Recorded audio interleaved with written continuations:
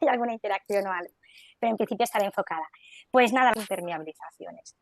Y vamos a tratar tanto lo que es la impermeabilización en sí como lo que serían la preparación del soporte, que a veces es casi tan importante o más que la propia impermeabilización.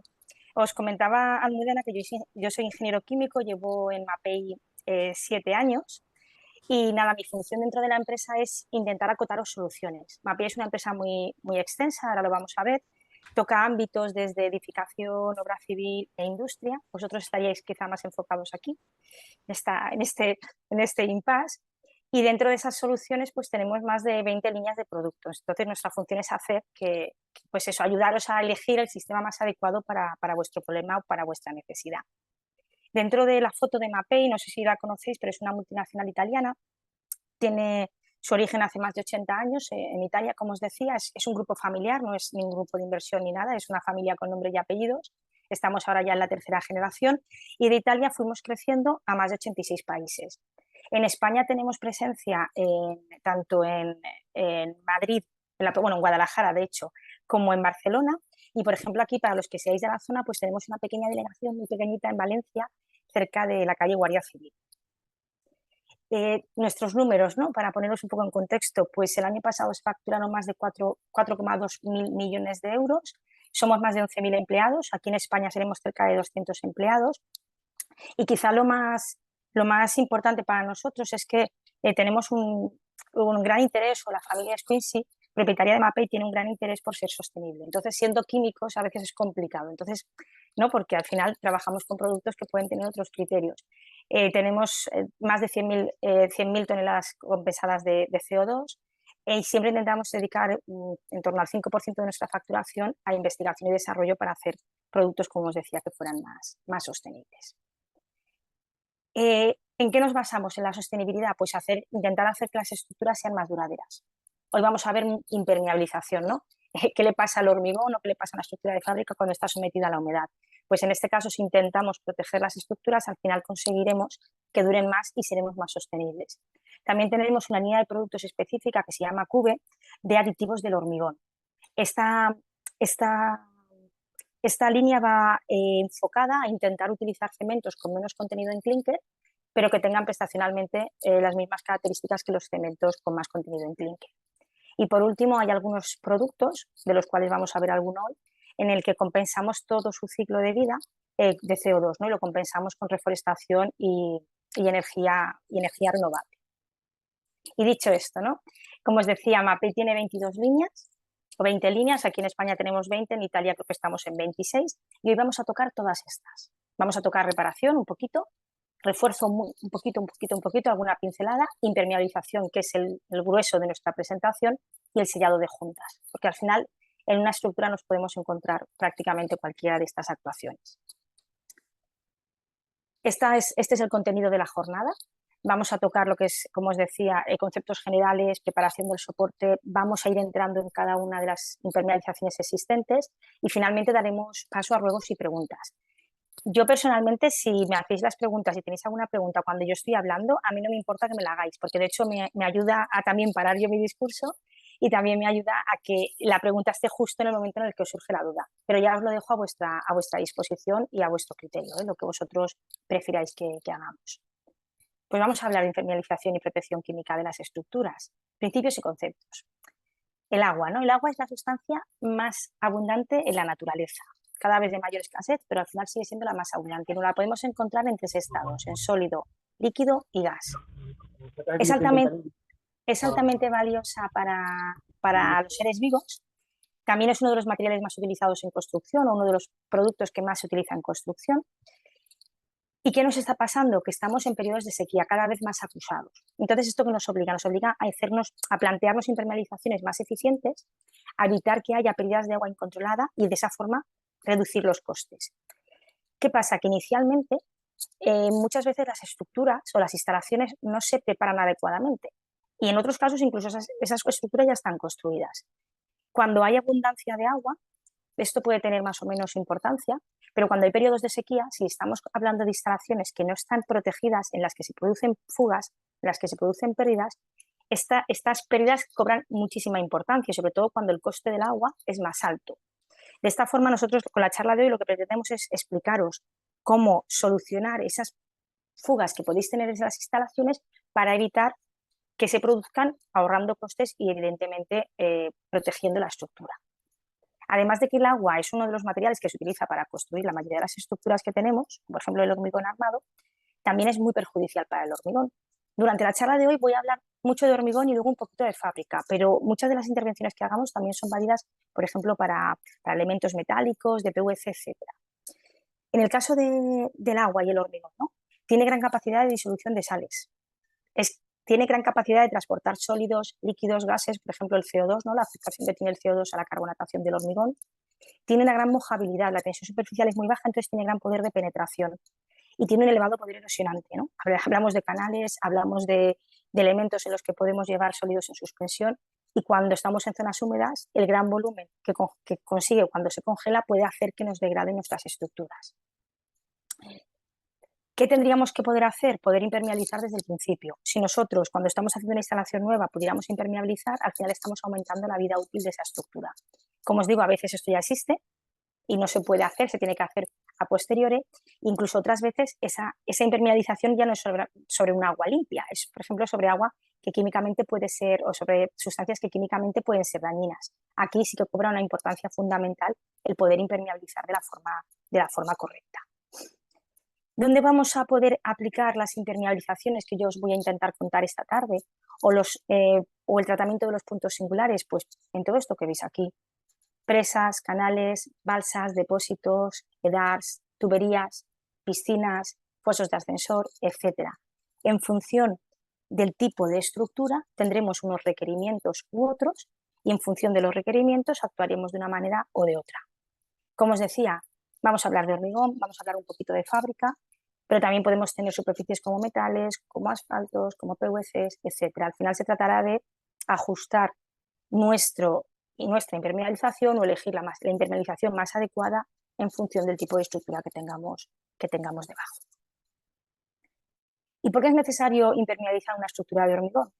Pues porque al final tenemos muchos agentes en nuestro elemento que pueden dañarla, ¿no? ¿Qué necesitamos o qué pretendemos? Mantener el hormigón lo más aislado posible. Intentar que ese hormigón o que ese elemento de contención esté lo más protegido posible. Como os decía, el agua provoca fenómenos de corrosión, roturas debidas a ciclos de hielo, dilución, se lavan los finos, por la mitad, ese elemento, los finos del cemento, la capacidad cementante del cemento, la podemos perder. El CO2, que está presente en la atmósfera, está presente en zonas industriales, lo que hace es que se penetra en nuestra estructura de hormigón y eso favorece los procesos de carbonatación. Cloruros presentes en zonas marítimas y en zonas con cierta actividad industrial, lo que pueden hacer es acelerar el proceso de corrosión. Y después los agentes químicos. Podemos trabajar con aguas residuales. Vosotros podéis trabajar en industrias en las que tengamos agentes que puedan dañar el hormigón.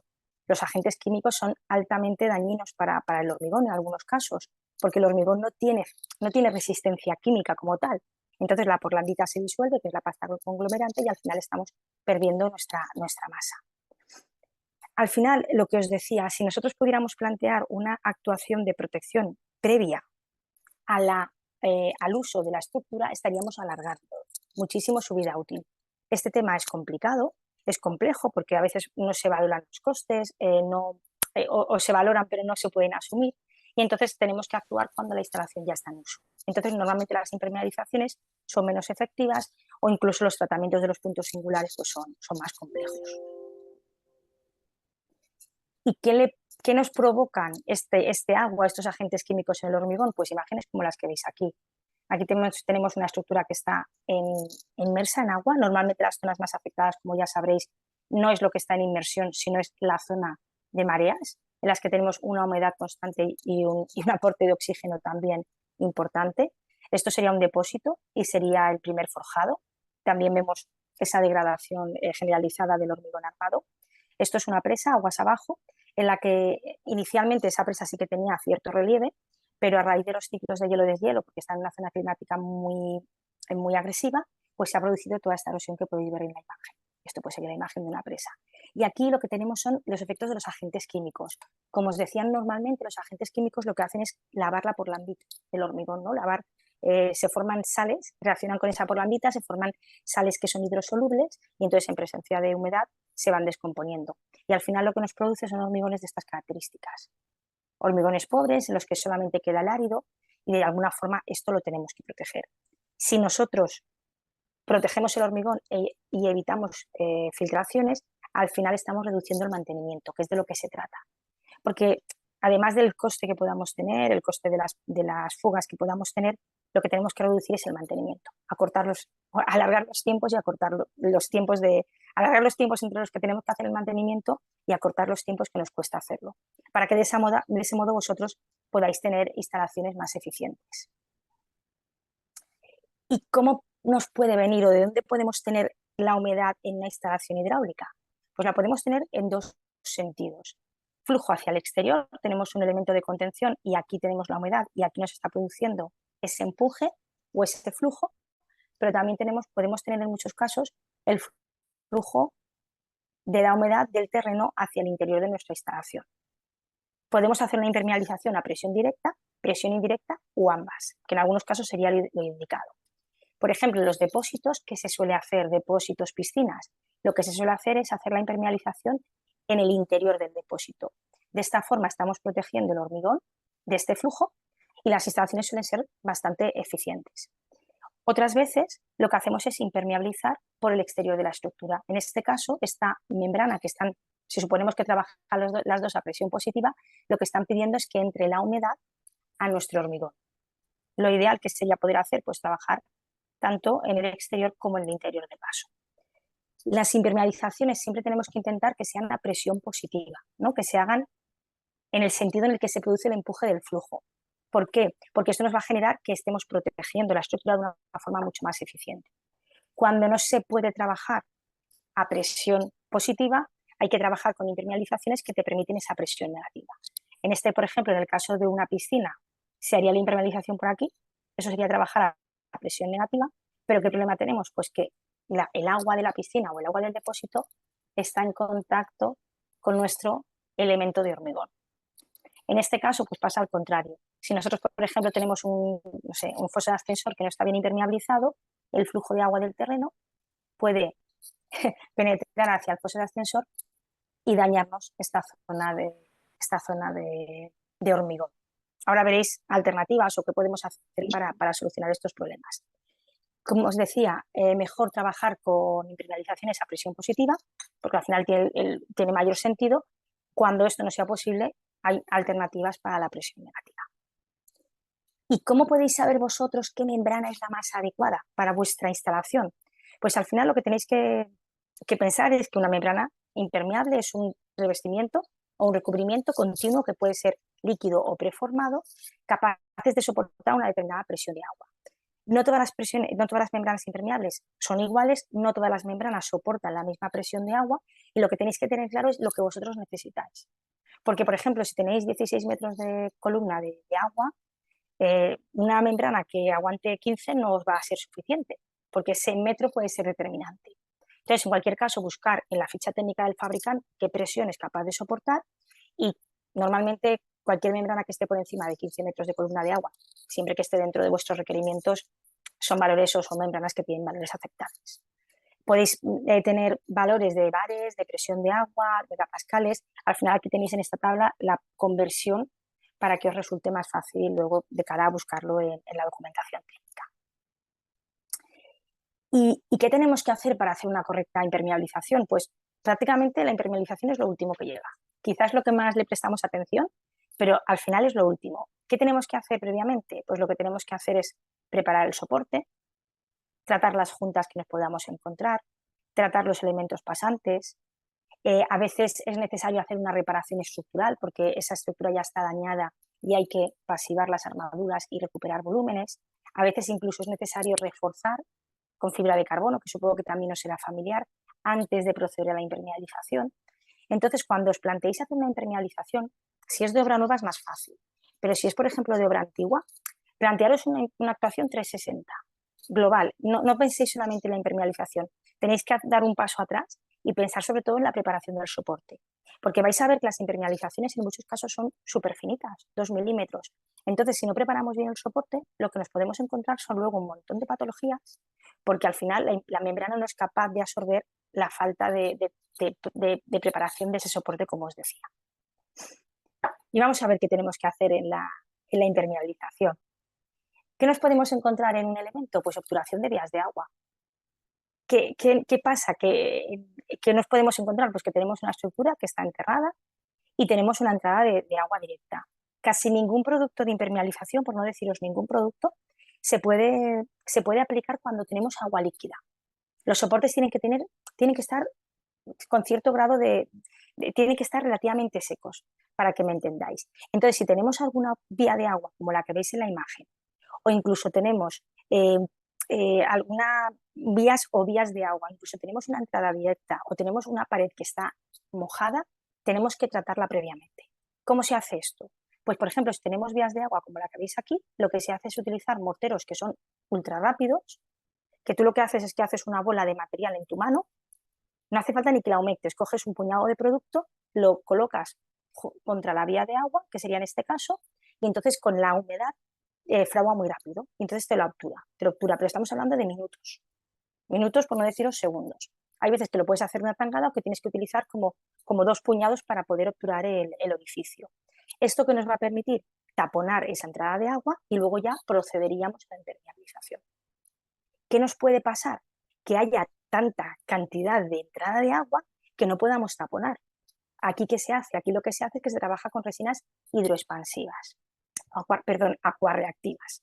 ¿Y qué se hace? Desde el intra 2 del elemento, como veis en esta imagen, se inyectan resinas hacia el extra 2.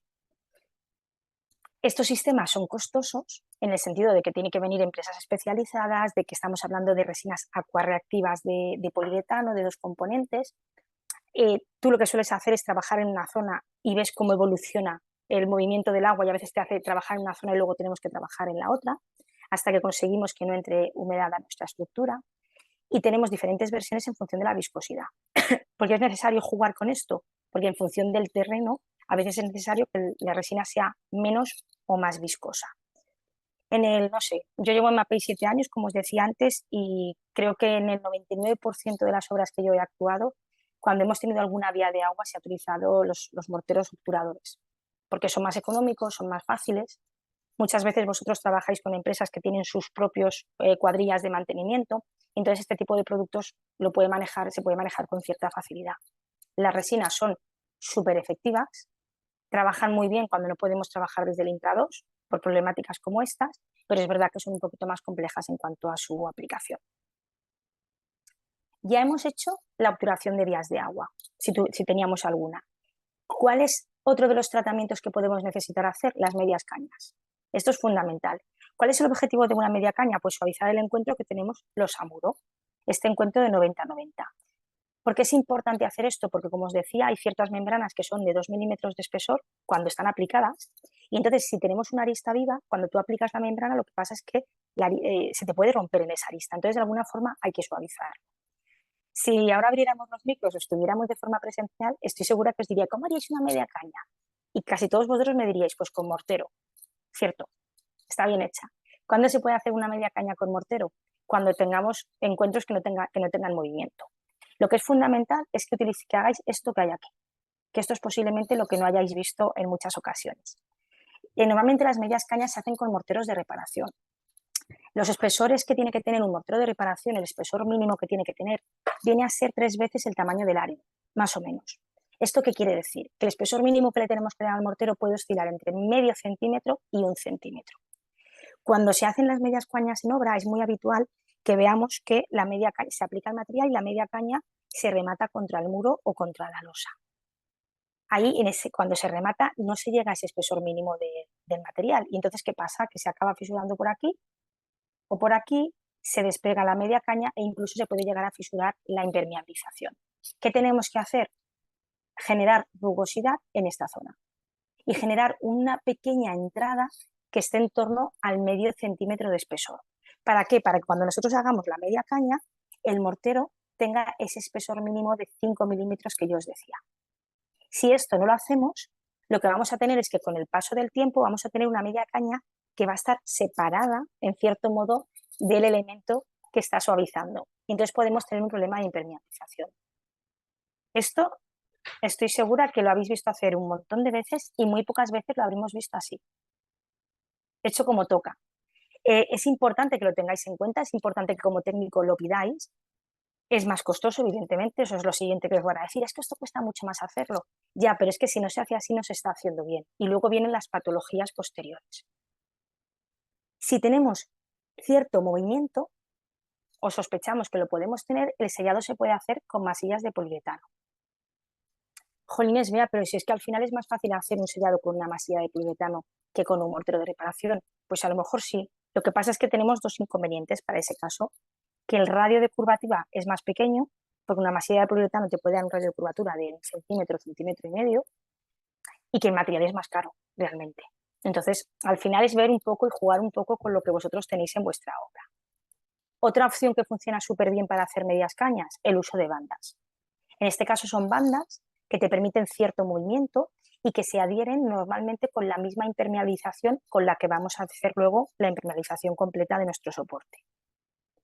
Y finalmente tenemos otras bandas, que estas las conoceréis también, que son de elastómero termoplástico, bandas tipo Hypalon, que quizá os suene más el nombre comercial, que no sería como habitualmente se conocen. Son bandas que se adhieren con resinas epoxis, permiten muchísimo más movimiento y te sirven también para hacer una media caña. Si nosotros hacemos esto, podríamos estar hablando también más o menos del incremento de precio. Muchas veces ya no es el condicionante técnico, sino también el condicionante económico que tenéis. Quizá lo más habitual en rehabilitación o en construcción sea hacer este primer apartado, ¿no? Juntas sin movimientos y hacerlo con morteros de reparación. Fácil de hacer, lo único que tenéis que tener la precaución es de exigir que os hagan este pequeño rebaje para que el mortero adquiera el espesor que necesita para que pueda funcionar de una forma correcta.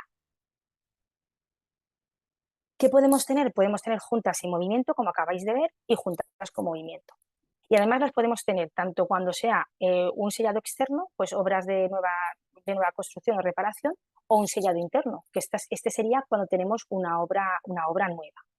Dentro de las juntas sin movimiento en un sellado interno, pues podríamos tener juntas de PVC, masillas y perfiles hidroexpansivos. Cuando tengamos juntas con movimiento, juntas de PVC. En el sellado externo podemos trabajar con masillas o podemos trabajar con bandas elásticas para las juntas sin y con movimiento. Este cuadro es para que vosotros luego lo tengáis como referencia, porque yo sé que puede ser lioso cuando se cuenta. Juntas sin movimiento. Esto va enfocado a obra nueva. ¿Qué sería lo interesante? Que cuando vosotros estéis haciendo el hormigonado de vuestra instalación, en el encuentro losa-muro, coloquéis un perfil hidroexpansivo, que suele ser un perfil, pues en nuestro caso es un perfil de color azul, de unos 2 por 2 centímetros de espesor, que se suele colocar o bien con masilla, como veis aquí, o bien con clavos, y lo que se hace es que se coloca en el interior de nuestra masa, ¿no? De nuestra masa de hormigón. Perdonad que voy a dar así para no despistarnos. Se suele hacer cuando tú colocas la losa, lo colocas entre el emparrillado de los elementos verticales, lo dejas anclado y a continuación se vierte el material. ¿Cuál es la función, o se vierte el hormigón, perdón?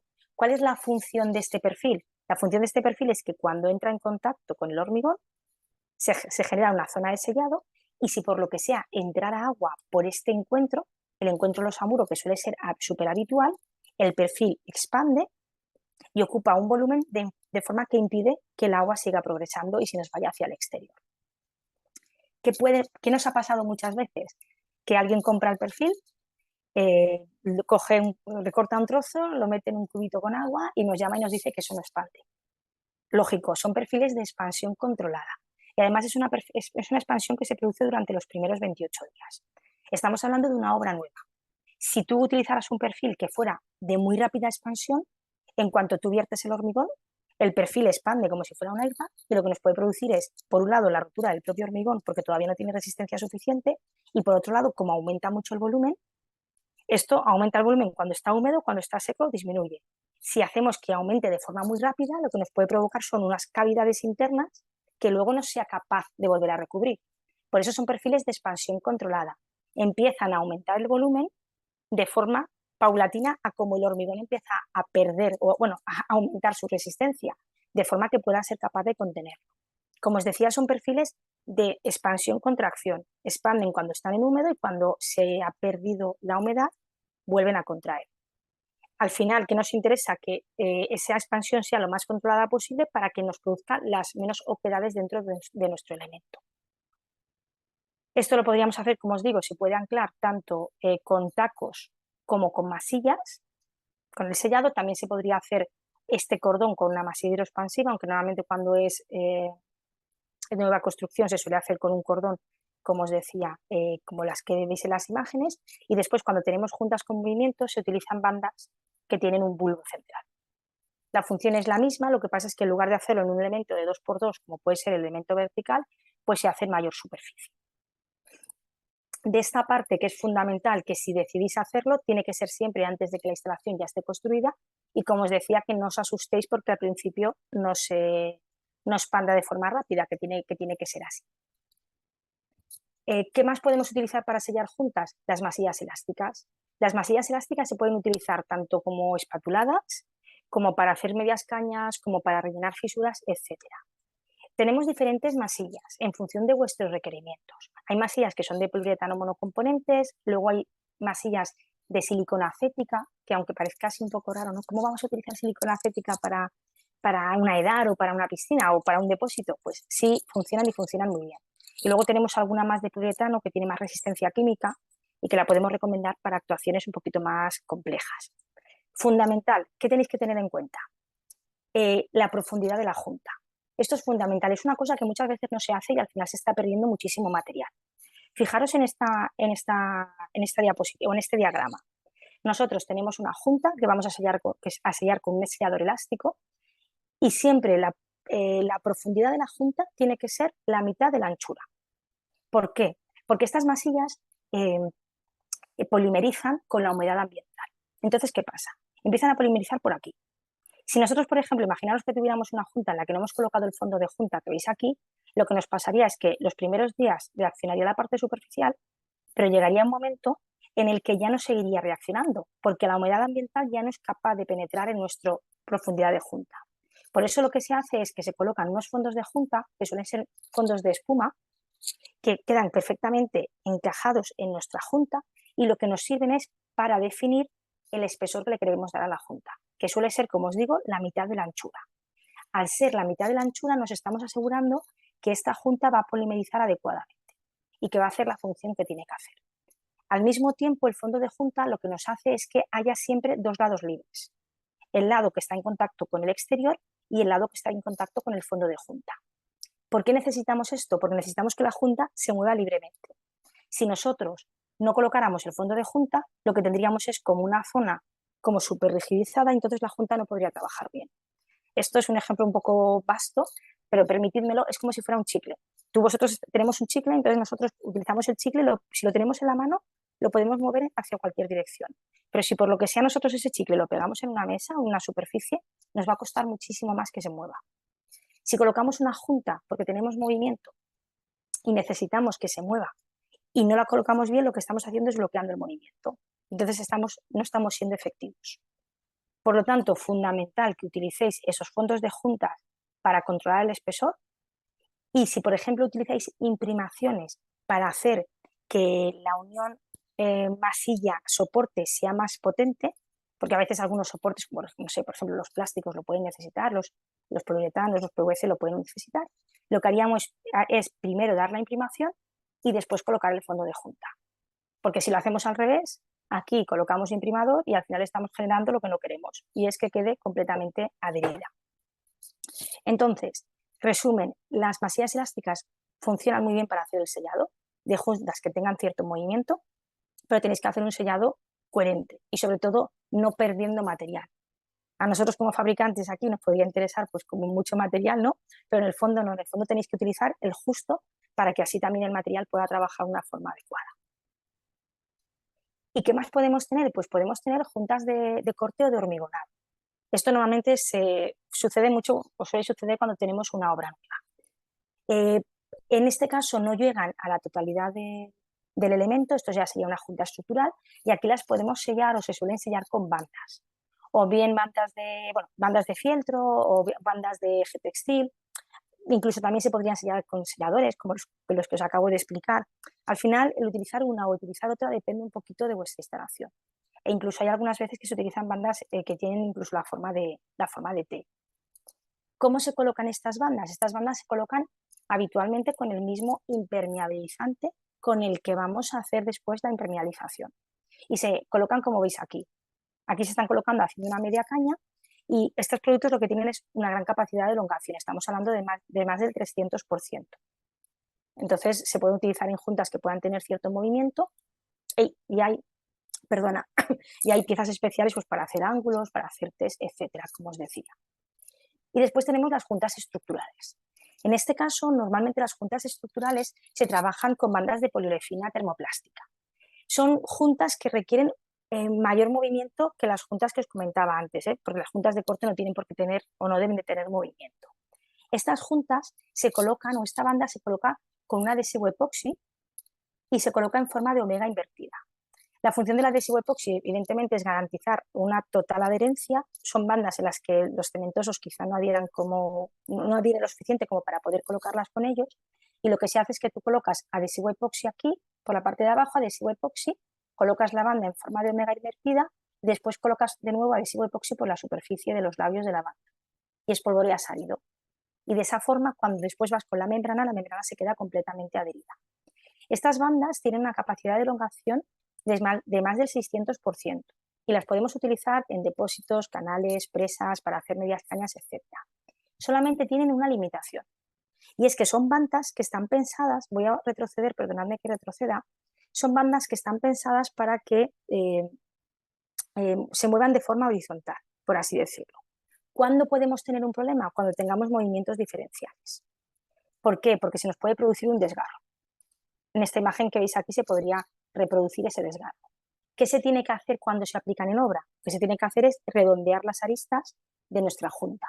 ¿Para qué? Para que si se produce un desgarro, la banda sea capaz de elongar, pero al mismo tiempo sea capaz de no se vea erosionada por esa arista viva que puede tener la junta.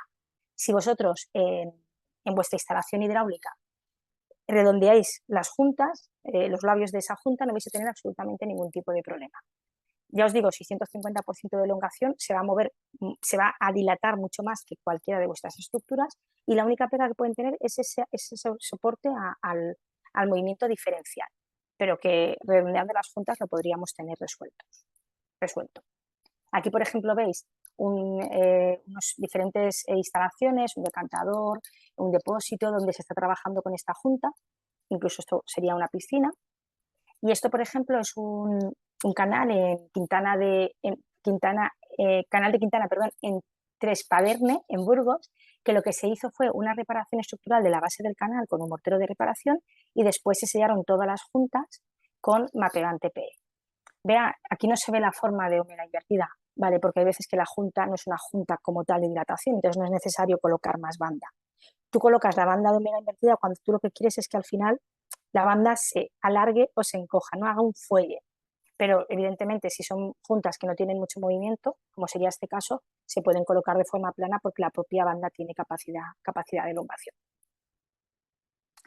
¿Y qué más nos podemos encontrar en la construcción? Pues las fisuras. ¿Y cómo se pueden tratar? Pues de diferente manera en función del tipo de fisura del que nos encontremos. Una fisura superficial que estructuralmente no tiene ningún tipo de importancia, pues se podría sellar con una masilla de poliuretano, híbrida o acética. Si, por ejemplo, tenemos fisuras estructurales, que ya son preocupantes, tenemos que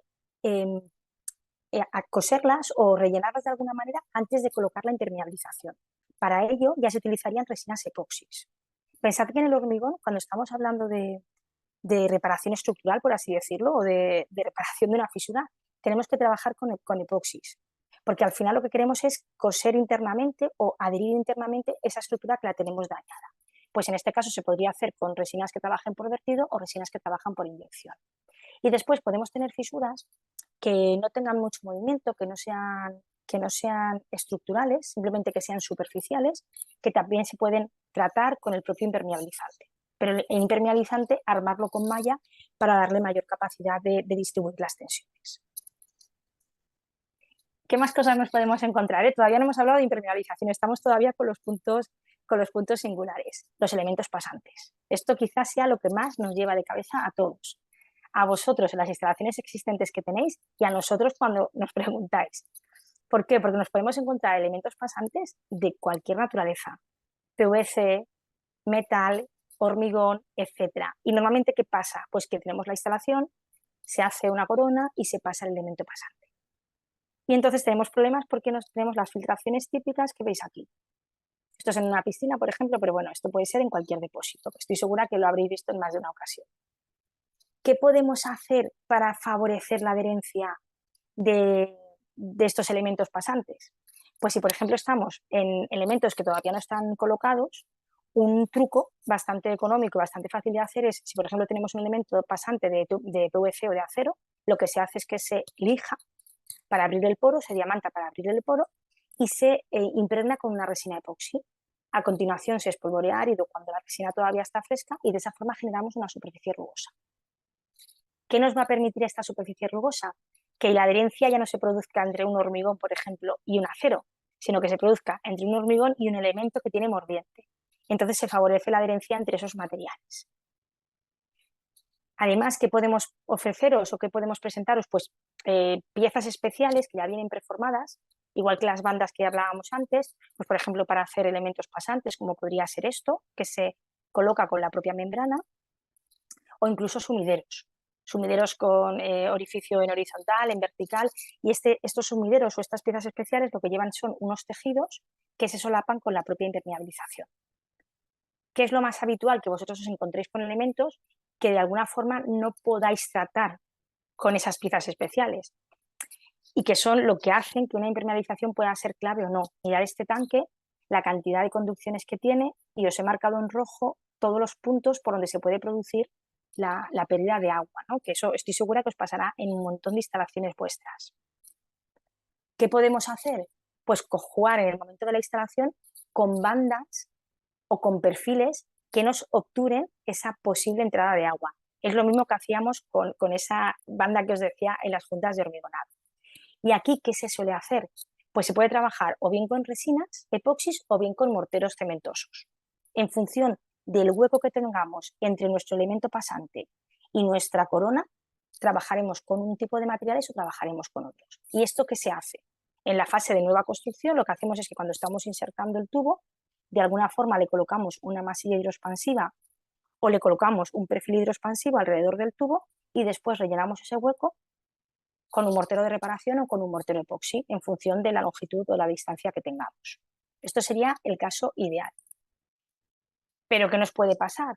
Pues que tengamos, por ejemplo, tubos de PVC que puedan ser sensibles o que no sean muy rígidos y entonces si colocamos un perfil hidroexpansivo en algunos casos podemos tener riesgo de que se pueda producir una rotura.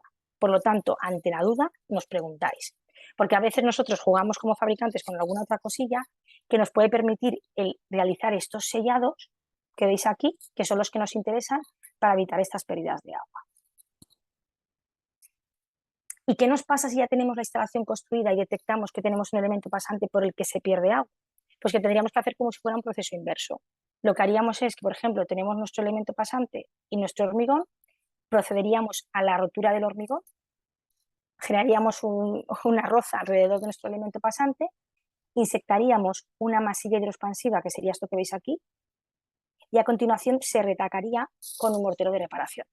Esto es fundamental que se haga con un mortero de reparación y que se dé bastante profundidad, como veis en esta imagen, cerca de 8 centímetros, porque la masilla hidroexpansiva, cuando aumente el volumen, va a ejercer presión. Entonces, si no tiene suficiente tapón, lo que va a hacer va a ser expulsarnos el mortero de reparación e incluso nos puede dañar el tubo, como os comentaba en algunos casos.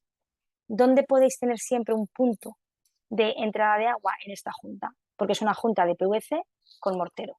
Pues aquí, por ejemplo, se podría sellar con una masilla, de poliuretano o de silicona acética. ¿Qué nos interesa? Que si aquí entra agua, hacia adentro, imaginaros, bueno, si aquí entra agua, esta masilla se expande y obtura, y de ahí ya no pasa. Entonces ya no se sigue produciendo filtración hacia aquí. Al final hay zonas donde vamos a tenerlas mojadas o en presencia de humedad, pero lo que tenemos que intentar es que esa humedad no se nos vaya hacia el exterior para no tener pérdidas. ¿Y qué nos puede haber pasado? Pues que si tenemos una instalación existente en la que no se han tratado los puntos como tocaba o no se ha impermeabilizado, nos podemos presentar o ver cosas como las que veis en esta imagen. Aquí ya se están marcando las armaduras, posiblemente por falta de recubrimiento. Aquí se ven entradas de agua. Aquí se observa una oxidación generalizada. Esto parece un primer forjado de un depósito. Y, por ejemplo, esto es la típica mala vibración del hormigón que ha producido que tengamos armaduras vistas. Si nosotros nos planteáramos hacer una impermeabilización sobre estos soportes, estaríamos cometiendo un error, porque al final las impermeabilizaciones, como os he dicho ya varias veces, trabajan en muy poquito espesor, entonces necesitamos tener un soporte perfecto para poder hacer una impermeabilización con garantías. ¿Y en qué consiste esta intervención en el hormigón? Pues lo primero que tenemos que hacer es preparar el soporte. ¿Qué se hace? Perdón, se me ha ido. Si aquí tenemos una armadura que está oxidada, lo que se hace es que se sanea la armadura unos 10-15 centímetros por encima de la zona que esté afectada, ¿no? Para darnos un margen de seguridad. Si hemos visto que la armadura ha perdido más del 20% de la sección, se tendría que recomponer la armadura, se tendría que sustituir. A continuación se pasiva, en nuestro caso es un producto de color azul para que se detecte muy bien dónde se está aplicando el material. Se recuperaría volumen con un mortero de reparación adecuado, el más adecuado a nuestra estructura. Si es una estructura antigua, pues normalmente un R3. Lo que tenemos que buscar son morteros que se parezcan a lo que tenemos. Si tuviéramos que inyectar fisuras, lo haríamos en este punto con las morteros epoxis que os he comentado antes. Si tuviéramos que reforzar, se procedería al refuerzo y lo último que haríamos sería la impermeabilización o la protección, que en este caso estamos reproduciendo con un rodillo. Aquí, por ejemplo, veis un poco el proceso, ¿no? Esto es un depósito, tenemos degradación de las armaduras. Aquí lo que están haciendo es pasivando y recuperando volumen con el mortero más adecuado para la instalación en concreto, ¿no? Como os decía, es de color azul, aquí en este caso es un mortero R4 y en algunos casos es necesario a veces dar un mortero que no tiene capacidad estructural, cuya función es simplemente regularizar el soporte para dejarlo liso para la posterior impermeabilización. ¿Qué puede ser necesario también? El refuerzo con fibras. Esto supongo que también lo conoceréis. Si alguno de vosotros luego necesita más información, que me lo haga saber. Hay veces que es necesario reforzar las estructuras con fibra de carbono. Aquí estáis viendo el refuerzo, por ejemplo, a flexión de una viga. Esto sería un refuerzo acortante. Esto sería un confinamiento del depósito. Y esto puede ser necesario previo a la impermeabilización. No tendría sentido hacer esto una vez hayamos impermeabilizado. Entre otras cosas porque a lo mejor no tenemos superficie de contacto donde actuar. Y como os decía, ¿qué más podemos necesitar? Simplemente regularizar el soporte. ¿Por qué? Porque se pueden haber producido coqueras, nidos de grava. Si nosotros intentáramos colocar aquí una membrana impermeable, estaríamos metiendo la pata. ¿Qué necesitamos? Superficie mucho más lisas para conseguir esa continuidad. ¿Y qué mortero es el más adecuado? Pues depende de lo que vosotros necesitéis. Y aquí vamos un poco según criterio, ¿no? Según un poco lo que nos guste a cada uno. Hay, dentro, por ejemplo, del departamento de prescripción, hay compañeros míos que prefieren regularizar con morteros, aunque sean rígidos, por ejemplo, con morteros impermeables, como podría ser este producto, que se aplica en 2-3 milímetros de espesor. Yo personalmente prefiero hacerlo con morteros cosméticos, como podría ser este de aquí, o este que veis en esta imagen, que es un mortero de secado rápido, y después podemos tener morteros de reparación. Al final nosotros lo que os solemos decir es qué espesor tenéis y si tenéis tiempos en la velocidad del fraguado, ¿no? Si necesitáis que la actuación sea relativamente rápida. Y en función de eso nosotros ya os decimos qué producto es el más adecuado. En cualquier caso, esto no se puede admitir como un soporte válido para una impermeabilización que funcione por adherencia. Ahora veremos la diferencia entre las impermeabilizaciones adheridas y las que no lo son y tendríamos que de alguna forma regularizar. Y fundamental, la membrana cementosa es lo que se pone casi al final, por no decir al final. ¿Qué nos ha pasado? Que a veces han colocado la membrana impermeabilizante y luego han ido a regularizar el soporte. Y claro, te llaman y te dicen, oye, que se ha despegado. Esto, por ejemplo, es una piscina olímpica en Guadalajara, si no me equivoco. Colocaron la membrana impermeable y después, a continuación, el mortero de regularización. ¿Qué pasó? Que se despegó. No hay más, porque al final la membrana impermeable suelen ser bicomponentes y luego sobre eso no adhiere cualquier cosa. Entonces es fundamental que la membrana vaya al final del todo.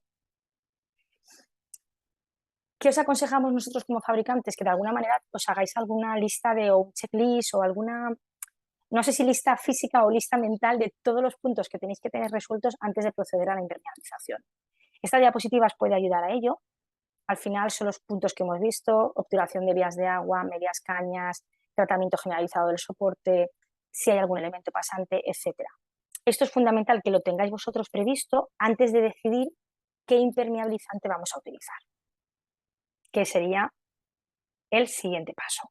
Pues vamos a entrar a ver qué tipos de impermeabilizante nos podemos encontrar en el mercado. Pues tenemos dos tipos de membranas. Tenemos las membranas líquidas, que se aplican in situ, y las membranas prefabricadas. Dentro de las prefabricadas podríamos tener las telas asfálticas, PVC, TPOs, láminas de butilo, etc. Y dentro de las líquidas tenemos cementosas y poliméricas. Dentro de las cementosas están las rígidas y las elásticas, y dentro de las poliméricas, monocomponentes y bicomponentes. Ahora vamos a entrar en materia. Entonces ahora voy a intentar explicaros las características de cada una de ellas y dentro de nuestra gama de productos explicaros cuáles son las que más empleamos habitualmente. Membranas de impermeabilización prefabricadas. Son membranas estancas que se colocan en el soporte de una forma continua, normalmente solapando una membrana con otra. Normalmente llevan perfiles de sujeción y se lastran con grava, con elementos con elementos pesados que le doten de alguna carga, pero no van adheridas al soporte. Por ejemplo, pues en las telas asfálticas, láminas de PVC, láminas de TPO, esto se utiliza mucho en balsas, normalmente en las balsas de riego de grandes dimensiones. ¿Qué cosas tienen a favor? Que suelen ser económicas, que tienen una calidad constante, porque como vienen de fábrica, tú compras una lámina con X milímetros y siempre vas a tener las mismas prestaciones. En este caso no necesitan soportes de calidad, ya no necesitamos un soporte que esté perfecto. La puesta en servicio suele ser bastante rápida, pero a veces, si la geometría es un poco compleja, la adaptabilidad de las láminas puede ser complicada. ¿Qué inconveniente fundamental tienen? Que si se produce una filtración de agua es muy difícil de detectar dónde se está produciendo, porque como no va adherida, tú puedes tener una filtración a muchísimos metros de donde se está produciendo y no tienes forma de detectarla, porque al final tienes una interfase de agua en la que no tienes forma de saber por dónde te puede venir. Las membranas líquidas, en contra, están basadas en la aplicación, se aplican in situ, están 100% adheridas al soporte y una vez que han polimerizado o que han fraguado, se quedan completamente adheridas a ese soporte. ¿De qué estamos hablando? De membranas cementosas, de cauchos, de poliureas, poliuretanos, que esto supongo que os sonará más. Cosas a favor: son continuas, no tienen solapes, no tienen recortes, se adaptan perfectamente a cualquier geometría, no tenemos interfase de circulación de agua y se puede detectar fácilmente una fuga, porque si tú detectas una fuga sabes que puede estar en un radio de alrededor de 1 metro como mucho de donde se ha producido. ¿Qué dificultades tienen? Que el soporte tiene que estar perfecto. Tenemos que tener un espesor, el espesor final de la membrana, como os decía, es una cuestión de 2 milímetros, entonces necesitamos un soporte que no tenga nidos de grava, que esté perfectamente regularizado, que tenga cierto contenido máximo de humedad, porque, por ejemplo, las poliureas son muy sensibles a la humedad. Y la puesta en servicio, en algunos casos, puede ser relativamente rápida, como es la poliurea, pero los cementosos pues necesitamos un poquito más de tiempo. Como veis, de todo hay pros y contras. Y dentro de las membranas también podemos necesitar membranas que tengan protección química o que doten de protección química, y membranas que no necesitan o no requieran de esa protección. Por ejemplo, si tenemos agua sin agresión química, las membranas cementosas funcionan muy bien. ¿Por qué? Porque son fáciles de aplicar, son económicas. Como os digo, al final muchas veces el mantenimiento se lleva dentro de las propias empresas y estas membranas se puede hacer fácilmente. Y tenemos opciones para agua potable y agua no potable. Y también tenemos versiones rígidas o flexibles. Y cuando tenemos problemas de ataques químicos, pues EDARs, ETAPs, reactores biológicos, balsas de purines, por ejemplo, aquí ya tenemos que trabajar con membranas poliméricas, poliureas o poliuretanos. ¿Por qué? Porque tienen mayor resistencia química, estos sí requieren imprimaciones específicas en función del tipo de soporte, son más sensibles a la aplicación que las cementosas, por ejemplo, en el tema de la temperatura o de la humedad del soporte, y sí que es verdad que son muy versátiles. Prestacionalmente hablando, se podría decir que tienen algo más de prestaciones que las cementosas. Lo que es fundamental es que cuando tengamos alguna exposición química, que sepamos a qué agente, durante cuánto tiempo, qué concentración, etc. Y entonces, ¿qué tenéis que poner vosotros en la balanza para decidir qué impermeabilización utilizar? Pues todo esto que os estoy diciendo. La exposición que va a tener, las características del soporte, en algunos casos, si puede ser o no permeable a gases, qué adherencia podemos tener sobre ese soporte. Entonces, en función de los criterios, podremos elegir membranas cementosas, membranas de poliurea o poliuretano o incluso membranas de láminas que no funcionen por adherencia. Y también, ¿qué puede entrar en juego? Pues el contacto con agua potable. El Real Decreto 3 del 2023. Yo supongo que muchos de vosotros también habréis entrado en contacto con este Real Decreto. Para nosotros como fabricantes es complejo, porque es una normativa que salió el año pasado, a principios del año pasado, que está basada en ciertos ensayos a los productos de impermeabilización, pero hay ciertos ensayos, de eso, creo que si no me equivoco son 4 ensayos, pero 2 de ellos no están 100% definidos. Entonces, en 2 de ellos se hace alusión a una lista de sustancias positivas que todavía no ha salido. En algunas comunidades autónomas sí que se publica esa lista de sustancias, pero en ámbito local, no en ámbito estatal. Entonces, como fabricante a veces es un poquito complejo el poder decir si sí o si no, porque depende un poco de los requerimientos de la propia comunidad autónoma. Por ejemplo, el propio Real Decreto en su artículo 44 contempla que hasta que salga ese listado se puede hacer una declaración responsable en base a reales decretos anteriores, etcétera. Entonces, lo que solemos hacer cuando tenemos temas de agua potable es ver un poco dónde está ubicada la obra, qué requerimientos nos pone el técnico y en base a eso nosotros recomendamos un producto u otro. Ahora mismo tenemos varios productos que los tenemos certificados con los reales decretos anteriores, tenemos otros productos que se están certificando en la parte que nos deja, porque la normativa, como os digo, todavía no está definida al 100%, con el Real Decreto del 2003, del 3 del 2023, y en este caso nosotros lo que hacemos es, en función de vuestros requerimientos, deciros si es apto o no es apto en función de lo que vosotros necesitéis. Porque como ya os digo, en este caso nos hemos encontrado de todo.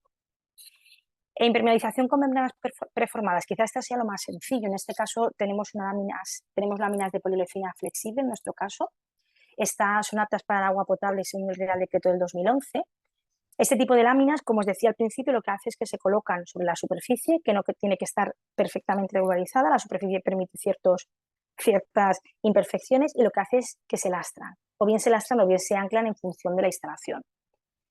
Esto normalmente para qué va enfocado, para balsas balsa de riego de alta capacidad, de altas dimensiones, y aquí lo que estáis viendo es esa colocación en la que se van solapando las láminas y se van lastrando durante el proceso de la instalación. Y posteriormente, pues el propio peso del agua hace que esté lastrada. Aquí veis más imágenes de la misma lámina. Esto suele ser una membrana de protección que lleva, que en el momento en el que se está trabajando se elimina. Y después, que es quizá lo que nosotros somos más fuertes, las impermeabilizaciones con membranas líquidas, tanto cementosas como de poliuretano o poliurea. En el caso de agua sin agresión química o elementos sin agresión química, las cementosas funcionan muy bien porque, como os decía, son fáciles de aplicar. Aquí podemos encontrar 2 versiones, rígidas y flexibles. Rígidas, cuando tengamos soportes que no presenten movimientos. Este producto es el que utilizábamos a veces incluso para regularizar el soporte.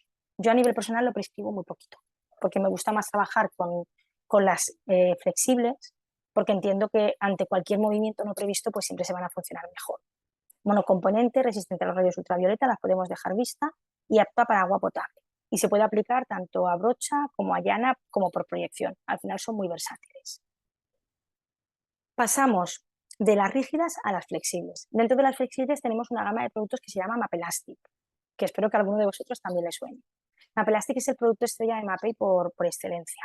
Es una membrana cementosa que se aplica en 2 milímetros, al igual que en el caso anterior. Normalmente se aplican 2 capas cruzadas para asegurarnos que colocamos impermeabilización en toda la zona.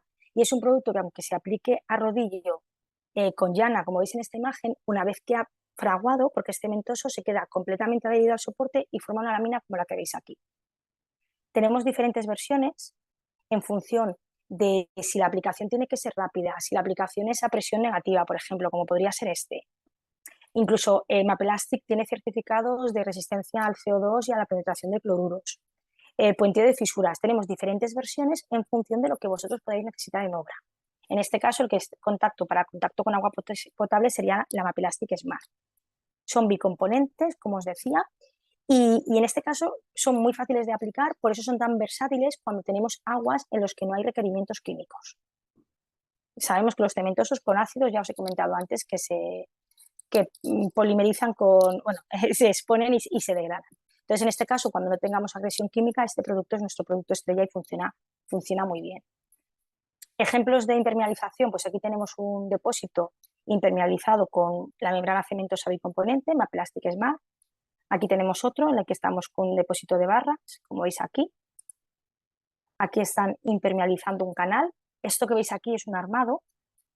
¿Tiene que ir armado siempre? No necesariamente. Se arma cuando tenemos soportes que puedan estar más solicitados, o a mí me gusta recomendar la malla, porque si tú colocas la malla te aseguras que el espesor de la membrana llega a esos 2 o 3 milímetros que necesitamos. Si no colocas la malla a veces es difícil, ¿no?, controlar si están colocando el espesor que toca. Aquí, por ejemplo, tenemos un paramento de una presa de aguas arriba en el que se han tratado las juntas con la Mapevant TPE que os decía antes, con esa lámina de poliolefina, y después tendríamos la impermeabilización, y en este caso estamos impermeabilizando por proyección con el mortero mapelástico en el cementoso. Una cisterna de agua en Arousa, lo mismo con este producto, con Maplastic, e incluso piscinas. Al final una piscina es un depósito y se puede tratar de la misma manera. Y aquí, por ejemplo, veis la gran superficie en la que se está aplicando. Alternativa a las membranas cementosas, membranas poliméricas. Aquí, ¿qué nos aporta una membrana polimérica frente a la cementosa? Nos aporta mayor resistencia química. Y ese quizá tiene que ser nuestro caballo bueno, nuestro punto de posición, ¿no? Si vamos a tener agresión química, la polimérica nos va a funcionar siempre mejor que la cementosa. Como os decía antes, ¿qué nos pasa cuando tenemos una instalación que está expuesta a los agentes químicos? Que los agentes químicos entran en contacto con la porlandita del hormigón, la disuelven, forman sales que se disuelven, que son hidrosolubles, y eso al final lo que producen es un lavado del hormigón. Y tenemos este tipo de instalaciones. Si nosotros no protegemos químicamente, al final ya no es que tengamos pérdidas, es que estamos dañando la estructura. Entonces necesitamos hacerlo con membranas que químicamente sean resistentes. Epoxis, poliuretanos, poliureas, etc. ¿Y dónde lo podemos utilizar? En EDARs, en ETAPs, en fosos, en colectores, en digestores, en cualquier tipo de instalación que pueda estar expuesta a ese agente químico o ese ataque químico. Normalmente este tipo de membranas son aromáticas. ¿Eso qué significa? ¿Que huelen? No. Significa que amarillan con la luz solar. Entonces, hay veces que hay que darle ciertos barnices, alifáticos en este caso, es otro grupo químico, para evitar que amarillen y para que conserven el color que inicialmente se utilizó en la instalación. Resistencia química. Tienen resistencia química, lo que es fundamental es que vosotros como técnicos tengáis controlado qué exposición química vais a tener. Quiero decir, por ejemplo, tenéis, no sé, el que trabaje en una fábrica de purines o haga un proyecto para purines, pues puede tener unos requerimientos químicos diferentes al que trabaje con ácido sulfúrico, por ejemplo, ¿no?, o con ácido cítrico de empresas hortofrutícolas. ¿Qué tenéis que saber? La agente, la temperatura, la exposición y si va a ser accidental o no. Y en función de eso nosotros decimos, o la ficha técnica del producto dice, qué producto es el más adecuado o si ese producto es apto. Por ejemplo, otra cosa que a veces nos pasa, ¿no? Una instalación que en principio no va a tener agresión química, ¿no? No, es que es un depósito para agua potable, pero resulta que una vez al año vacían el depósito de agua potable y lo limpian con ácidos. Pues claro, eso es una agresión química, no es una agresión química continuada, pero sí que es una agresión química en el mantenimiento. Entonces, en este caso tiene que entrar en juego tanto el elemento que puede dañarnos el hormigón, como si luego tenemos que utilizar agentes de limpieza específicos para cualquier motivo, ¿no?, o por cualquier motivo. Esas cosas se tienen que tener en cuenta. Y como os digo, pues la temperatura, el tiempo de exposición, etc. En base a eso, ¿qué podemos ofreceros? Pues una gama amplia de materiales. Tenemos desde los epoxis, que serían estos de aquí, hasta las poliuretanos y las poliureas. Ventajas. Epoxis son relativamente fáciles de aplicar, tienen bastante resistencia química, lo que pasa es que suelen ser más rígidos. Entonces, si tenemos problemas en el soporte de movimiento, lo lógico es que trabajemos con poliuretanos o con poliureas. En este caso, el espesor baja un poquito, ya no hablamos de esos 2-3 milímetros, aquí estaríamos por debajo de los 2 milímetros de aplicación y normalmente siempre en 2 capas. ¿Qué es lo que más se suele prescribir? Los poliuretanos, que se aplican en frío, lo puede hacer una empresa o un instalador que no tenga una gran experiencia, y después las poliureas. Las poliureas se aplican en caliente, como veis aquí en esta imagen, y esto sí que tiene que ir de la mano de profesionales, ¿no?, porque al final se necesita una maquinaria específica, etc. ¿Y qué es fundamental en este tipo de membranas?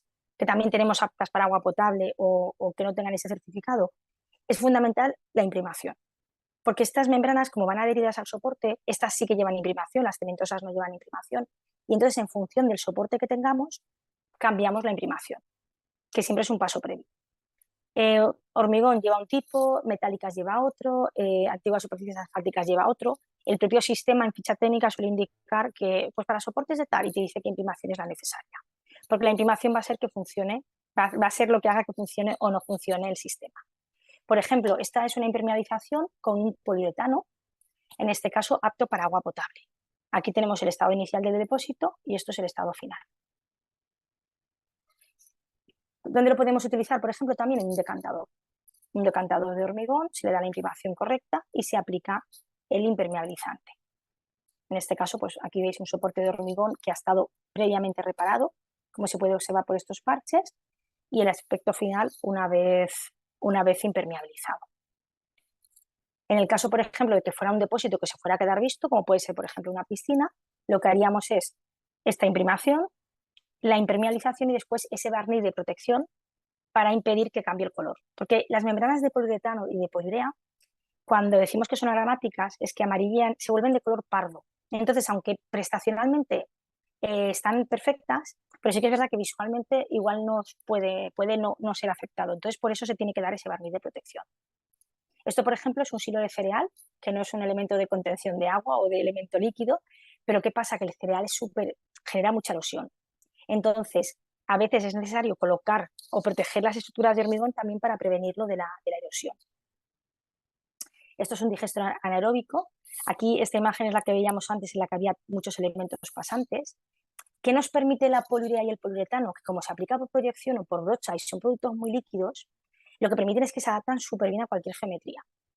Quizá, bueno, igual que le pasa a los cementosos, pero son un poquito más fluidos. Entonces, claro, cuando tenemos estos elementos pasantes, funcionan súper bien, sobre todo la poliurea, porque como se proyecta, al final el aplicador la imprima de forma adecuada, ¿no? Coloca la imprimación que necesita y luego va proyectando encima de todos los elementos pasantes, todas las formas.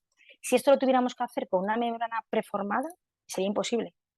Porque claro, un elemento redondo, cuando lo tienes que hacer con membranas, es imposible. Entonces, cuando van con la poliurea es súper sencillo.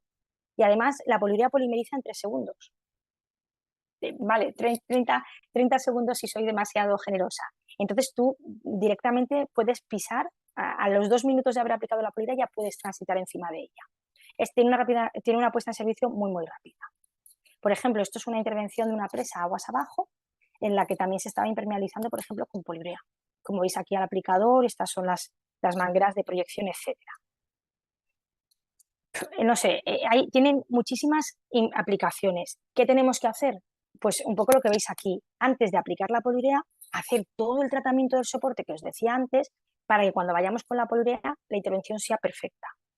¿En qué puede consistir? Pues, por ejemplo, en pasivar las armaduras que están aquí expuestas. Aquí estáis viendo cómo están picando las armaduras para proceder luego a su aplicación. Aquí están haciendo los morteros de reparación. Y aquí están procediendo a lo que sería la proyección con la poliurea. Vea, ¿y es mejor una poliurea que un poliuretano que un cementoso? No, no es mejor una cosa u otra. Lo que es mejor es lo que vosotros necesitéis para vuestra instalación. Si tenemos agente químico, epoxis, poliuretanos o poliureas, si no tenemos agresión química, las cementosas funcionan súper bien. Ni erosión, porque las cementosas con la erosión son más sensibles que las poliureas, por ejemplo. Y luego es un poco ver qué necesitáis vosotros y en base a eso elegir qué es lo más adecuado para vuestro proyecto. Por ejemplo, esto es una piscina que también acabado continuo con poliurea que luego lleva su impermeabilizante, su barniz de protección, perdón, un delfinario también hecho con poliurea. Esto es una fuente con toda esa cantidad de elementos pasantes que os comentábamos antes, también hecha con poliurea.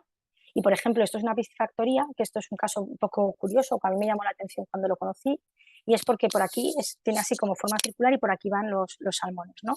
Entonces, estaba impermeabilizada con cementoso, que a priori no tenía ningún problema, porque no era una piscifactoría que tuviera una agresión química importante. El tema es que el cementoso tiene más rugosidad superficial que la poliurea. Entonces, ¿qué buscaban? Buscaban un impermeabilizante que fuera muy líquido, muy liso en el acabado superficial, para que no se produjeran burbujas ni corrientes así un poco extrañas en el agua, y entonces que la calidad de los salmones fuera óptima. Porque por lo visto, si tú pasas, pues eso, si tenemos orificios superficiales o rugosidad superficial, se puede producir esa cavitación del agua o esas burbujas en el agua, y eso producía que los salmones tuvieran menos calidad de vida y entonces produjeran carne, o bueno, no sé si se llama carne en el caso del pescado, pero de menor calidad. Entonces, al final, opciones hay un montón, lo que hay que ver es cuál necesitáis vosotros o cuál necesita vuestra instalación. Y al final tener como 2 o 3 conceptos claros para no fallar. Lámina preformada me permite soportes más irregulares. Soportes perfectos, cementosa o poliméricas. Agresión química, poliméricas. Aguas más nobles, cementosas. Luego ya si estamos en contacto con agua potable. Si tenemos agresión química, saber qué agentes tenemos. Y con todo eso tomar la decisión más adecuada. Y luego, ¿qué nos podemos encontrar? Pues algo que no tiene nada que ver con lo que os he estado contando, que son las intervenciones en estructuras históricas. Tenemos, por ejemplo, esta foto que veis aquí es la primera obra que yo prescribí al entrar en MAPEI en el 2017, y fue una obra, pues para mí bastante pues, chula, porque es un acueducto de 5 ojos que está en Aspe. En este caso se trataba de una instalación que había que reparar y reforzar porque iban a pasar la línea del AVE relativamente cerca, y entonces estaba sujeta a vibraciones que antes no estaba. ¿Y qué hay que hacer en una impermeabilización, en un elemento de fábrica? Pues lo mismo que hemos hecho antes. Hay que hacer trabajos previos y de las mismas características. Habrá cosas que sean más compatibles, cosas que sean menos compatibles. Yo os he intentado preparar como algunas pinceladas, pero sí que es verdad que la fábrica a veces es más compleja que el hormigón, porque es discontinua, es un elemento discontinuo. Entonces nos podemos encontrar una red de acequias, por ejemplo, que esté hecha con fábrica, de mampuestos y morteros de cal, o una red de acequias que tenga bloques de hormigón o que tenga bloques de cerámica. Al final nos podemos encontrar con diferentes casuísticas. En cualquier caso, ¿qué tenemos que hacer? Lo mismo que hacíamos antes. Obturación de vías de agua, si fuera el caso, aunque no suele ser lo habitual, porque normalmente cuando nos encontramos estructuras de fábrica suelen ser más canales, depósitos, supongo que os habréis encontrado también. Si tenemos alguna vía de agua, tendríamos que obturarla, igual que en el caso anterior. ¿Qué puede ser necesario? Recomponer llagas o recomponer volúmenes, porque a veces lo he visto mucho en depósitos, ¿no? que la llaga se ha perdido por la propia acción de la humedad. Pues en este caso lo que se utilizaría es un mortero de cal, porque normalmente los morteros de cal son más nobles e incluso a veces estamos trabajando con elementos que están protegidos, y esos morteros de cal tenemos diferentes versiones con diferentes resistencias en función de lo que queramos o necesite nuestra instalación. ¿Qué más podemos necesitar en el caso de un mortero de una estructura histórica? Por ejemplo, pues el tratamiento de las medias cañas. En principio, las estructuras antiguas, por su propia forma de construir o incluso por su propia antigüedad, es muy posible que ni siquiera tengan aristas vivas, porque los materiales eran más irregulares. Si tuviera aristas vivas, podríamos utilizar un mortero, pero en este caso un mortero de cal o incluso un sellado elástico, igual que os comentaba en el caso anterior, y tendríamos que seguir las mismas premisas que en el caso anterior. Si lo hacemos con un mortero, hacer ese cajeado que os decía, y si lo hacemos con un sellado, pues utilizar una masilla adecuada y que dañe lo menos posible a nuestro elemento. Y después podríamos hacerlo pues con bandas elásticas o incluso con bandas de elastomero termoplástico. A mí personalmente me gusta más para lo que es fábrica este tipo de bandas, porque los elastómeros, como os decía antes, se tienen que pegar con epoxis. Entonces, cuando hablamos de fábrica y al mismo tiempo hablamos de epoxi, es como una contradicción, porque las fábricas son más permeables, tienen más movimiento que las epoxis, y al final estamos como colocando un elemento como muy rígido encima de algo que tiene cierta deformabilidad. Entonces, normalmente cuando hablamos de fábrica hablamos más de temas hidráulicos. Si tenemos una junta de dilatación, que también es raro que la tengamos en un elemento de fábrica, sí o sí lo tendríamos que hacer con termoplásticos, porque técnicamente no podríamos utilizar otra solución. Y en el caso de los elementos pasantes, aquí sí o sí es consultar, como a veces cuando salen los anuncios en la televisión, ¿no? Aquí hay que consultar sí o sí. ¿Por qué? Porque al final, en función del elemento pasante, de las características de la fábrica, a veces se pueden utilizar perfiles, como los que os comentaba antes, o a veces simplemente hay que hacer sellados superficiales. Porque si la fábrica es débil y colocamos un perfil que es hidroexpansivo y que pueda generar mucha tensión, nos puede dañar la fábrica. Entonces, aquí ante la duda nos consultáis. Y siempre intentaremos valorar un poco el estado de la fábrica en el que se encuentre. ¿Qué más nos podemos encontrar? Ay, no sé, perdonadme que no recordaba que tenían imágenes esta diapositiva. Medias cañas, elementos pasantes. ¿Qué más nos podemos encontrar? Sellado de fisuras. Hay veces que hay que reparar fisuras antes de proceder a la impermeabilización. Pues en este caso, ¿cómo se reparan las fisuras en la fábrica? A veces se inyectan morteros de cal, como sería esta imagen. Esto que veis aquí son unas cánulas y a veces se deja caer o bien una hecha de cal, que es como si fuera una cal líquida, que es como un adhesivo, que lo que te hace es que la fábrica te la rellena por dentro. Otras veces es necesario hacer cosidos, porque tenemos grietas muy importantes y es necesario hacer cosidos con varillas de fibra de carbono o de fibra de vidrio. Otras veces se puede hacer el sellado de la grieta con la propia impermeabilización armada y otras veces necesitamos hacer un revestimiento de toda la superficie con un revoco estructural, que sería este de aquí, que lo que nos hace es que nos transforma esa fábrica, que es un elemento discontinuo, en un elemento completamente continuo. Hay muchas opciones, ¿eh? En cualquier caso, vamos a volver a trabajar con membranas de poquito espesor y entonces tenemos que reparar de nuevo el soporte. No podemos tener discontinuidades. Esto, por ejemplo, es una imagen de una fuente en Italia y esto es una imagen donde se ve una pérdida de revestimiento. ¿Nosotros qué tenemos que hacer? Regularizar para después colocar esa impermeabilización en bajo espesor. Y al igual que teníamos la versión de cemento para los hormigones, tenemos la versión de cal para las fábricas. Vea, ¿por qué estás hablando de morteros de cal cuando hablamos de fábrica? Porque es muy probable que sean fábricas antiguas. Entonces, sabemos que las fábricas antiguas se hacían con morteros de cal que a veces podían tener sulfato, restos de yeso. Entonces, cuando trabajamos con el ciclo de cal, pues al final nos estamos asegurando que son morteros resistentes a las sales. Ya no hablo de la humedad que pueda contener el elemento, ese canal, sino la que le pueda venir del terreno, porque son estructuras completamente diferentes. Entonces, por eso, normalmente cuando trabajamos con fábricas, siempre trabajamos con morteros de cal.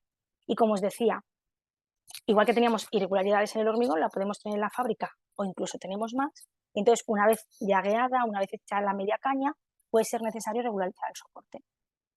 En función del espesor y del estado del soporte, hay diferentes versiones. Producto estrella en el sentido de que es muy versátil, una versión que se llama EcoRestaura, que te permite hasta 20 milímetros de espesor. ¿Necesitamos más espesor? Pues tendríamos dos versiones, en función de la resistencia o en función un poco a veces del coste. Y si necesitamos reforzar estructuralmente, ya nos iríamos a esta versión, que esta versión que veis aquí, esta malla es una malla estructural y el mortero es bicomponente. De forma que al mismo tiempo estamos reforzando la estructura, no solamente la estamos regularizando para recibir el impermeabilizante. Como os decía, hay cosas que se tienen que preparar antes de poder aplicar la impermeabilización. Y en este caso, ¿qué impermeabilización recomendamos nosotros? Pues recomendamos una impermeabilización exenta de cemento. Sería la versión hidráulica o la versión cementosa, pero sin cemento. Está hecha con cal. Es un producto bicomponente. Se aplica también en 2 milímetros, como os he dicho antes. Y es un producto que tú lo puedes aplicar con brocha, con rodillo o con llana.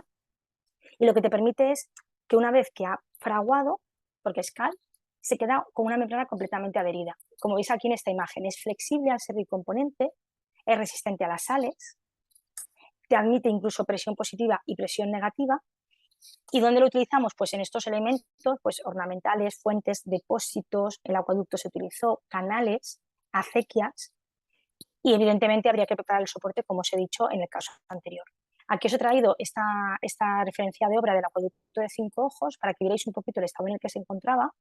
Era, como os decía, un acueducto en el que va a pasar o está pasando la línea de alta velocidad del tren que va a Murcia.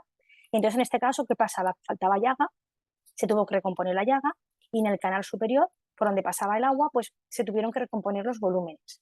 Una vez recompuestos esos volúmenes, se procedió a impermeabilizar, como veis en esta imagen, y esto es el aspecto final.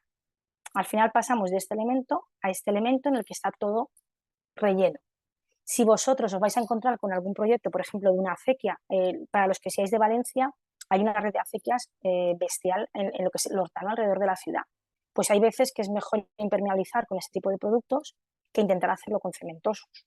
Porque al final son productos que a nivel económico cuestan exactamente lo mismo, pero siempre la cal va a ser un poquito más noble que el cemento en este tipo de aplicaciones. Y en este caso, pues, ¿qué os tenéis que hacer? Muchísimas cuestiones, muchas preguntas. ¿Qué vaso vais a tener? ¿Está enterrado o no está enterrado? ¿Qué agente va a contener? ¿Choque térmico? ¿Cómo se va a limpiar? ¿Cuánto tiempo esperamos que dure? Y en base a eso, nosotros, ¿qué os podemos hacer? Ayudaros con la solución. Primero, con estas charlas, generaros dudas para que os cuestionéis cosas y después, una vez que lo tenemos, es ayudaros, porque al final vosotros tenéis que saber qué necesitáis para poder daros la opción más adecuada, ¿no? ¿Cómo os podemos ayudar? Pues podemos generar informes técnicos específicos, aportaros la documentación con fichas técnicas, detalles constructivos e incluso checklists para que sepáis qué necesitáis mirar en cada tipo de instalación. También tenéis disponible en la página web de Mapei hay un departamento específico de prescripción donde está todo lo que os podemos aportar. Para los que no seáis de Valencia, bueno, de Comunidad Valenciana o Murcia, esto es el equipo que formamos el departamento de prescripción en Mapei España. Yo sería esta de aquí, la de rojo, que llevo también Canarias. Y nada, estoy ahora mismo, quedo a vuestra disposición por si tenéis alguna duda o tenéis alguna cuestión que realizarme.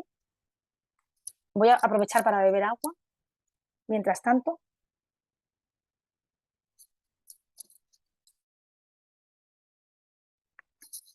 no sé si hay alguna duda. Voy a pasar aquí. La duda la podéis hacer, os podéis abrir el micro o si la queréis hacer por chat, lo que más fácil sea para vosotros. Voy a pasarme aquí. A ver, aquí tenéis mis datos de contacto y si sois tan amables de rellenarme esta encuesta, es una valoración de la jornada que luego a mí también me ayuda a mejorar y a modificar lo que nos haga que sea más interesante para vosotros.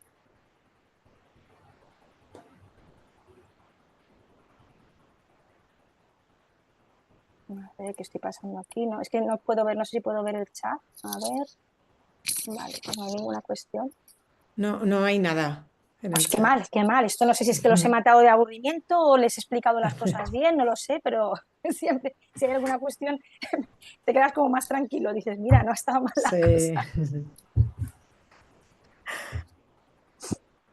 ¿Alguien se anima? ¿Nadie se anima?